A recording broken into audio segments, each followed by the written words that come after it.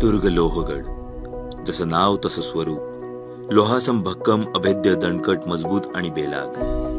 कदाचित म्हणूनच सुरत लुटीतील मुद्देमाल लोहगडात सुरक्षित राहील याची हमी शिवछत्रपतींना वाटली. पवनेच्या खोऱ्यातील हे दुर्गरत्न अत्यंत विलोभनीय. गडाचा विस्तार ऐसपैस, दुर्ग स्थापत्यशास्त्रात प्रचंड कौशल्य, मुख्य वाटेवर असणारी बुरुजांची चकवणारी रणमंडळ बांधणी, एखाद्या सौंदर्यवतीला अलंकारांनी सजवावं असे नक्षीकाम आणि बांधकाम, एकूणच संपूर्ण कोटाच्या निर्मितीत तिळभर उणीव नाही. मावळ प्रांतावर जरब राखून मराठ्यांच्या इतिहासाची देदीप्यमान कारकीर्द पाहणारा दुर्ग लोहगड आजही त्या पराक्रमाची साक्ष देतो. या दुर्गाचा कोपरान कोपरा निरखून पहावा. आपल्या बलशाली पिढ्यांचा शौर्य गंध इथे आहे.